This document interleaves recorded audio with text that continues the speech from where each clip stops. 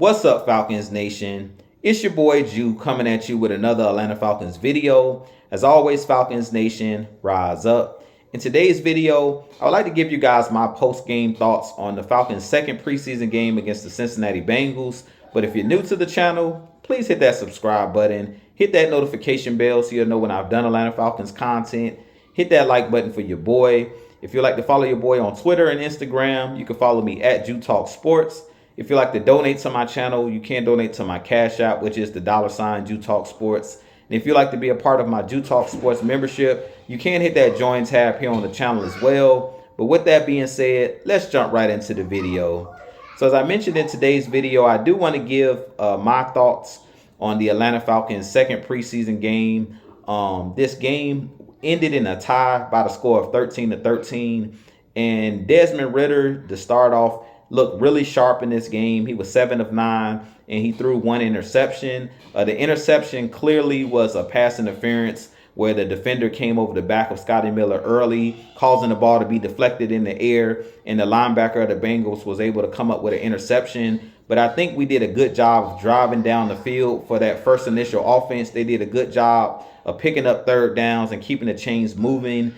We've seen a lot of different offensive weapons get touches in this game. Mac Hollins had a couple catches. Drake London had a nice catch where he high-pointed the football on the sideline.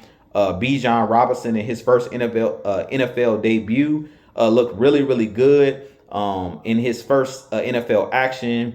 He had a screen pass where he caught with one hand.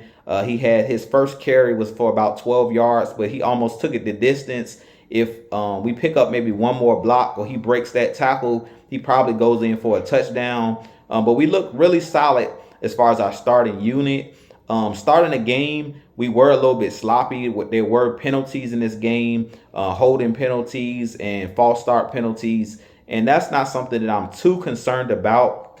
This is the reason why you play your starters in preseason, because you want to allow those guys to have that dress rehearsal, because we have a lot of young players. Bijan Robinson was making his debut. Desmond Ridder only has four starts under his belt, but this is a whole new Falcons team. So I was really impressed with how Desmond Ridder looked for it to be his first NFL action.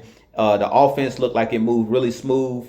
It was just like I stated, it was a couple of holding calls and a couple false start penalties that we definitely have to clean up. But other than that, when they actually, got out there and Desmond Ridder got out there slinging the football, he was pretty accurate in pretty much all of his throws and on time with his throws. And guys looked like they were in the right, they were running the right routes, and they were on their toes. So I did like how the offense looked starting the game off. On the defensive side of the ball, I think the defense have been really, really good these first two preseason games. We haven't given up a touchdown in these first two preseason games, and Ryan Nielsen has this defense humming.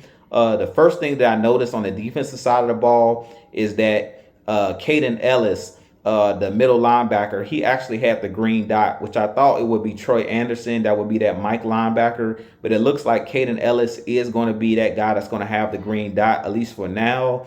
And I think that's because him and Ryan Nielsen was in New Orleans together, and Caden Ellis has more of a grip of the offense and knows the defense like the back of his hand. So I really think that that's the reason why he has that green dot. Eventually, Troy Anderson may have that green dot, but it looks like right now, Caden Ellis is the guy that they're going to go with at that Mike linebacker position. And guys got out there and they looked pretty good. Calais Campbell got close to having a sack in this game, but we got pressure on the quarterback pretty much the whole game. We did a good job of swarming the run and stopping the run. It was a couple times where it got to like 3rd and long, and the opposing team was able to, pick up third downs, and that was a little bit concerning when the backups were in the game. They were able to pick up a couple 3rd and longs. And the main thing that I've seen with the defense that I think we will have to clean up is when the quarterback scrambles, we have to do a better job of getting the quarterback on the ground and not losing sight of him when our guys are rushing the passer. They have to stay in their passing lanes. That's something that in this game that I don't think we did too well. It was way too many times where the quarterback was able to scramble and pick up first downs where it was basically guys not staying in their rush lanes. But outside of that, I really think that the defense looked really solid. DeMarco Hellams is one of those guys, to me, that's been playing really, really well. He had an interception in this game where he basically, read the quarterback's eyes, came down and was able to make an interception. But he's a guy that's always around the football, and he's a playmaker out of the University of Alabama. So I was really impressed with DeMarco Hellams and has been really impressed with him the first 2 preseason games with him having interceptions. But Jesse Bates had a nice tackle on 3rd down to basically prevent the team from picking up a first down. But that first unit looked really, really good out there. We looked really, really stout in the trenches. And I'm looking forward to seeing those guys. If they don't play in this last preseason game, I'm definitely looking forward to seeing those guys in week 1. But we looked pretty good for the starters. Just had, like I said, a couple penalties that we have to clean up. Those pre-snap penalties that'll shoot you in the foot when you're trying to stay ahead of the chains. But for the most part, I've been impressed with this Atlanta Falcons unit so far.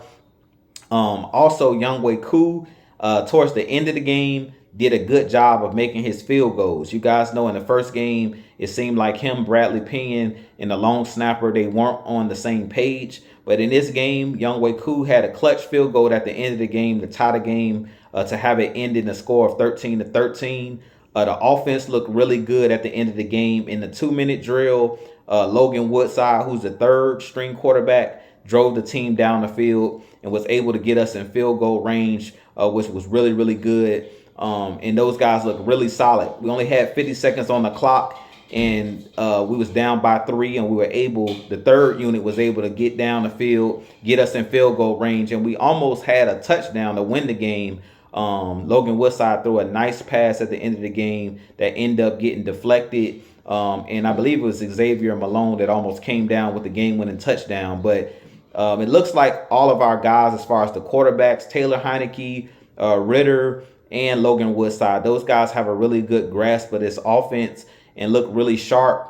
Guys that I think that are on this roster that could be moving up the roster and possibly make this 53-man roster is J.J. Arthur-Whiteside, the wide receiver, number 83. He looked really good in this game. He almost had a touchdown where he caught the ball down the field, tried to keep his balance and, touch the ball or stretch the ball over the goal line, but they caught him out of bounds. But he's looked really, really good these last 2 games. And I expect him to be a guy that's kind of on the bubble and that might make this roster because he's played really, really well. In this game, Carlos Washington, to me, he had a bounce back game and he looked a little bit better than Godwin Mbikwe. He looked a little bit better than Godwin in this game. He ran the ball a little bit better, and Carlos Washington did end up having a touchdown in this game. But like I said, all in all, I was really impressed with this Atlanta Falcons team, the grit of this team. And this team is, really, really good in the trenches, controlling the trenches. This is the second game where I feel like the Falcons did a good job of controlling the trenches.